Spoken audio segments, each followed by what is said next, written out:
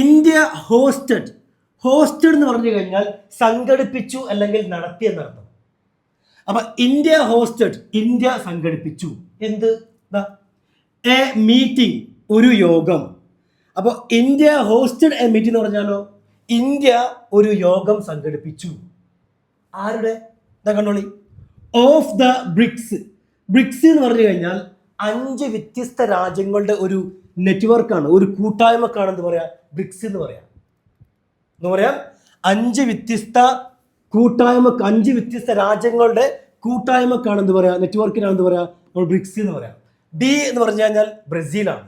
Brazil, Russia, India, China, South Africa. എന്താണ്? Brazil, Russia, India, China, South Africa.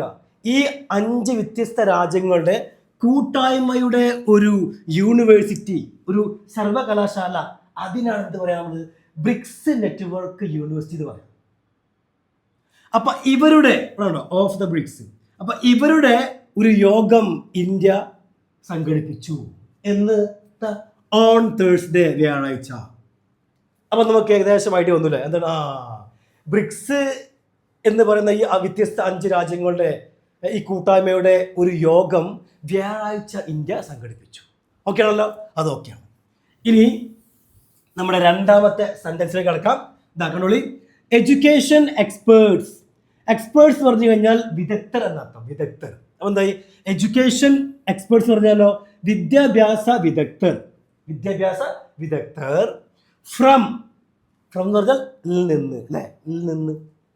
Different countries, വ്യത്യസ്ത രാജ്യങ്ങൾ. അപ്പൊ എന്തായി? ഫ്രം ഡിഫറെന്റ് കൺട്രീസ് പറഞ്ഞു കഴിഞ്ഞാൽ വ്യത്യസ്ത രാജ്യങ്ങളിൽ നിന്നുള്ള, അല്ലെ? വ്യത്യസ്ത രാജ്യങ്ങളിൽ നിന്നുള്ള വിദ്യാഭ്യാസ വിദഗ്ധർ ഡിസ്കസ്ഡ്, ചർച്ച ചെയ്തു. ഡിസ്കസ് എന്ന് പറഞ്ഞു കഴിഞ്ഞാൽ ചർച്ച ചെയ്തു എന്നാണ്. എന്ത്? വേസ്. ഇവിടെ ഉണ്ടോ? വേസ്. വേസ് എന്ന് പറഞ്ഞു കഴിഞ്ഞാൽ ഇവിടെ മാർഗങ്ങൾ എന്നർത്ഥം, മാർഗങ്ങൾ. എന്നർത്ഥം ഇവിടെ കണ്ടോ, education experts from different countries discussed ways എന്ന് പറഞ്ഞു കഴിഞ്ഞാൽ വ്യത്യസ്ത രാജ്യങ്ങളിൽ നിന്നുള്ള വിദ്യാഭ്യാസ വിദഗ്ധർ മാർഗങ്ങളെ കുറിച്ച് അല്ലെങ്കിൽ മാർഗങ്ങൾ ചർച്ച ചെയ്യുന്നതായി. എന്തിനു വേണ്ടി? കണ്ടോളി, ടു ഇംപ്രൂവ്. ഇംപ്രൂവ് എന്ന് പറഞ്ഞു കഴിഞ്ഞാൽ എന്താണ്? മെച്ചപ്പെടുത്തുക. അപ്പൊ ടു വന്നല്ലോ, ടു ഇംപ്രൂവ്, മെച്ചപ്പെടുത്താൻ. എന്ത് മെച്ചപ്പെടുത്താൻ? ഹയർ എഡ്യൂക്കേഷൻ, ഉന്നത വിദ്യാഭ്യാസം. ഹയർ എന്ന് പറഞ്ഞു കഴിഞ്ഞാൽ ഉന്നത, എഡ്യൂക്കേഷൻ എന്ന് പറഞ്ഞാലോ വിദ്യാഭ്യാസം. അപ്പൊ ഏകദേശം നമുക്ക് കംപ്ലീറ്റ്, അല്ലെ, ഈ സെന്റൻസിന് കംപ്ലീറ്റ് അർത്ഥം മനസ്സിലായി. എന്താണ്? ഉന്നത വിദ്യാഭ്യാസം മെച്ചപ്പെടുത്താൻ വ്യത്യസ്ത രാജ്യങ്ങളിൽ നിന്നുള്ള വിദ്യാഭ്യാസ വിദഗ്ധർ മാർഗങ്ങൾ ചർച്ച ചെയ്തു, അല്ലെങ്കിൽ മാർഗങ്ങളെ കുറിച്ച് ഡിസ്കസ് ചെയ്തു എന്നായി. ഓക്കെ ആണല്ലോ? അത് ഓക്കെയാണ്. ഇനി നമ്മുടെ അടുത്ത സെന്റൻസ് ആണ്. ഓരോ സെന്റൻസ് വളരെ ശ്രദ്ധയോടെ കേൾക്കാം. ഓക്കെ. ദേ എന്ന് പറഞ്ഞാൽ അവർ. അവർ ഷെയർഡ്, അവർ പങ്കുവെച്ചു, അല്ലെ? ഷെയർഡ്, പങ്കുവെച്ചു.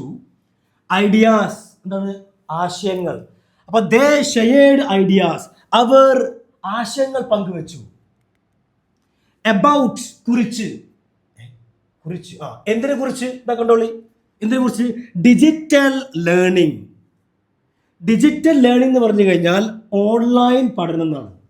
ഡിജിറ്റൽ ഓൺലൈൻ ലേണിംഗ് പഠനം. അപ്പൊ എന്തായി? ഡിജിറ്റൽ ലേണിംഗ് എന്ന് പറഞ്ഞു കഴിഞ്ഞാൽ ഓൺലൈൻ പഠനം. അപ്പൊ ഓൺലൈൻ പഠനത്തെ കുറിച്ച് അവർ എന്ത് ചെയ്തു? അവർ അവരുടെ ആശയങ്ങൾ പങ്കുവെച്ചു. അത് മാത്രമല്ല, അതിനെ കുറിച്ച് മാത്രമല്ല, കണ്ടോളി, റിസർച്ച്, ഗവേഷണം. അപ്പൊ ഗവേഷണത്തെ കുറിച്ചു. ആൻഡ് അതുപോലെ തന്നെ പ്രൊട്ടക്റ്റ് എന്ന് പറഞ്ഞു കഴിഞ്ഞാൽ സംരക്ഷണം എന്നാണ്. സംരക്ഷണം, പ്രൊട്ടക്റ്റിംഗ്, സംരക്ഷണം. ട്രഡീഷണൽ, എന്താ? ട്രഡീഷണൽ പരമ്പരാഗത, അല്ലെ? എന്താണ്? ട്രഡീഷണൽ പരമ്പരാഗത നോളജ്, അറിവ്. അപ്പൊ എന്തായി? പ്രൊട്ടക്റ്റിംഗ് ട്രഡീഷണൽ നോളജ് പറഞ്ഞു കഴിഞ്ഞാൽ എന്താണ്? പരമ്പരാഗത അറിവിന്റെ സംരക്ഷണത്തെയും. അപ്പൊ ഈ 3 കാര്യങ്ങളെ കുറിച്ചാണ് അവർ എന്ത് ചെയ്ത്? ആശയങ്ങൾ പങ്കുവെച്ചത്. അതൊക്കെയാണ്. ഒന്നാമത്താണ് ഡിജിറ്റൽ ലേണിംഗ്, ഓൺലൈൻ പഠനത്തെ കുറിച്ച്. റിസർച്ച്, ഗവേഷണത്തെ കുറിച്ച്. ആൻഡ് അതുപോലെ തന്നെ പരമ്പരാഗത അറിവിന്റെ സംരക്ഷണത്തെ കുറിച്ചും അവർ എന്ത് ചെയ്തു? ആശയങ്ങൾ കൈമാറിയതായി. Officials Z. ഒഫീഷ്യൽ എന്ന് പറഞ്ഞു കഴിഞ്ഞാൽ ഉദ്യോഗസ്ഥർ അല്ലെങ്കിൽ അധികൃതർ എന്നർത്ഥം. അധികൃതർ പറയില്ലേ, അധികൃതർ, ഉദ്യോഗസ്ഥർ, അതാണ്. അപ്പൊ ഒഫീഷ്യൽ സെഡ് എന്ന് പറഞ്ഞാലോ ഉദ്യോഗസ്ഥർ പറഞ്ഞു എന്ന് പറഞ്ഞു. ദ മീറ്റിംഗ്, യോഗം, വുഡ് സ്ട്രെങ്തൺ. സ്ട്രെങ്തൺ എന്ന് പറഞ്ഞു കഴിഞ്ഞാൽ ശക്തിപ്പെടുത്തുക എന്നർത്ഥം, ശക്തിപ്പെടുത്തുക. അപ്പൊ എന്തായി? വുഡ് സ്ട്രെങ്തൺ എന്ന് പറഞ്ഞാലോ ശക്തിപ്പെടുത്തുന്നായി. Official said the meeting would strengthen. ഉദ്യോഗസ്ഥർ പറഞ്ഞു യോഗം ശക്തിപ്പെടുത്തും.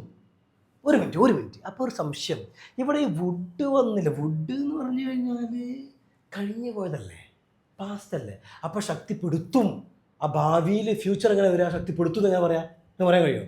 പറയാൻ കഴിയും. കണ്ടോളി.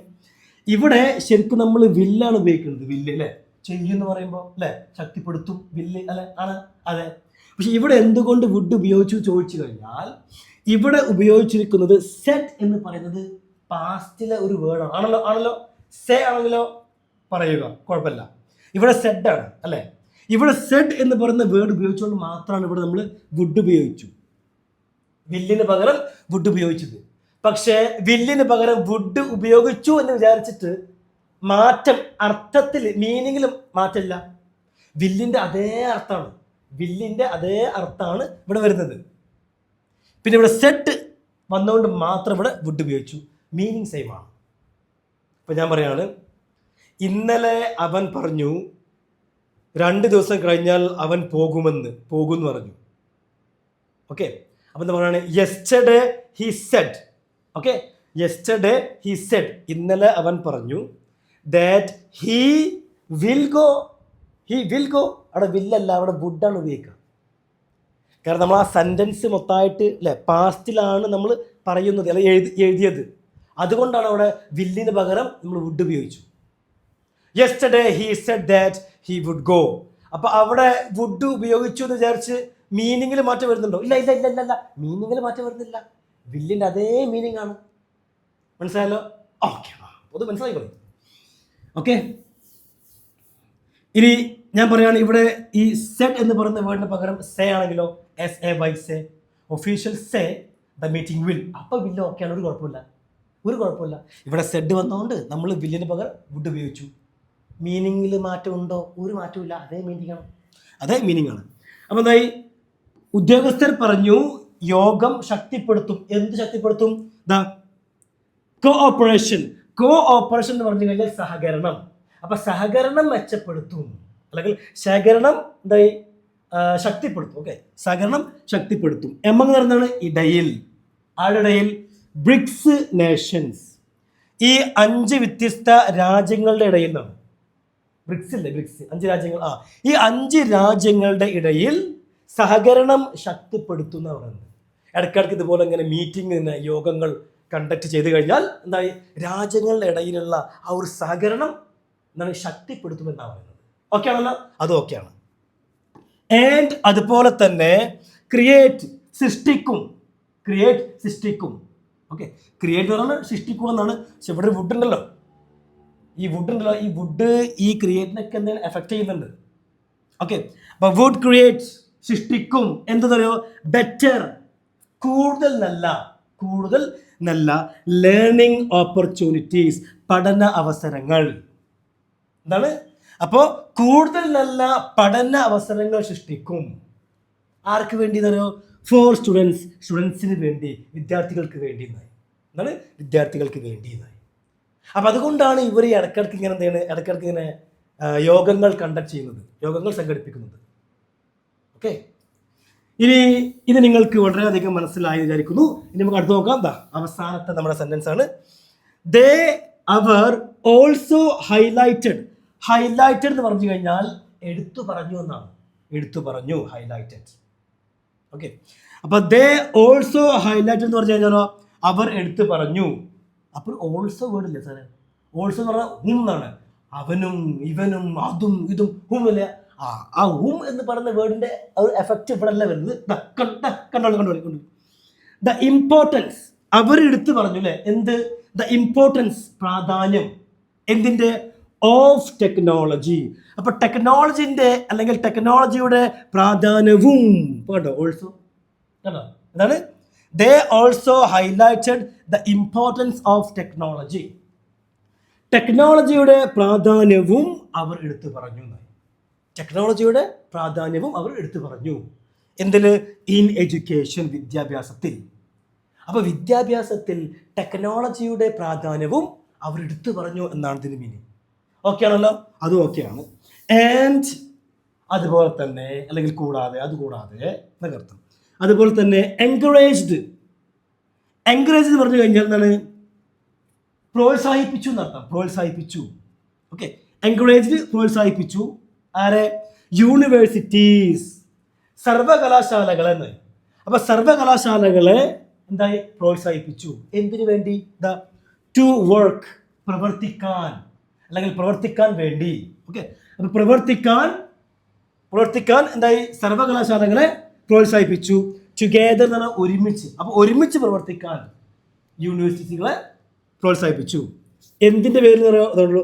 ഓൺ എന്നർത്ഥം. Future academic project. പ്രൊജക്ട് എന്ന് പറഞ്ഞാൽ പ്രൊജക്ട്സ് എന്ന് പറഞ്ഞു കഴിഞ്ഞാൽ എന്താണ്? പദ്ധതികൾ എന്നാണ്. പദ്ധതികൾ. അപ്പൊ എന്തായി? ഭാവിയിലെ അക്കാഡമിക് പദ്ധതിയിൽ എന്താണ്? ഭാവിയിലെ അക്കാഡമിക് പദ്ധതികളിൽ ഒരുമിച്ച് പ്രവർത്തിക്കാൻ യൂണിവേഴ്സിറ്റീസുകളെ, സർവകലാശാലകളെ പ്രോത്സാഹിപ്പിച്ചു എന്നർത്ഥം. ഇനി നിങ്ങൾക്ക് ഇതിൻ്റെ ഒരു സ്ക്രീൻഷോട്ട് എടുക്കാവുന്നതാണ്. ഞാൻ എല്ലാ വീഡിയോയിലും പറയാറുണ്ട്, സ്ക്രീൻഷോട്ട് എടുത്തുകൊണ്ട് മാത്രം കാര്യമല്ല, സ്ക്രീൻഷോട്ട് എടുത്തതിന് ശേഷം ചെയ്യണം, നിങ്ങൾ ഫ്രീ ആയിട്ട് ഇരിക്കുമ്പോൾ ഇതിങ്ങനെ ഞാൻ അർത്ഥം വെച്ചതുപോലെ അർത്ഥം വെച്ച് നോക്കണം. കഴിയുന്നുണ്ടോ നോക്കുക. കഴിയുന്നില്ലെങ്കിൽ ഇതേ വീഡിയോ, സെയിം വീഡിയോ ഒരു 3, 4, 5 തവണ കണ്ടോളൂ. ഓരോ തവണ നിങ്ങൾ കാണുമ്പോഴും നിങ്ങളുടെ ഉള്ളിൽ ഇമ്പ്രൂവ്മെൻറ്റ് വരും. നിങ്ങളുടെ ഉള്ളിൽ വലിയൊരു മാറ്റങ്ങൾ വരാൻ തുടങ്ങും. ഓക്കെ. നിങ്ങൾക്ക് ഈ വേർഡ് മീനിങ്ങിൻ്റെ, വേർഡിൻ്റെ അർത്ഥങ്ങൾ എന്തെയും നിങ്ങളുടെ മൈൻഡിൽ അങ്ങ് ഫിക്സ് ആവും. ഓക്കെ. അപ്പോൾ താങ്ക് യു എവ്രി വൺ.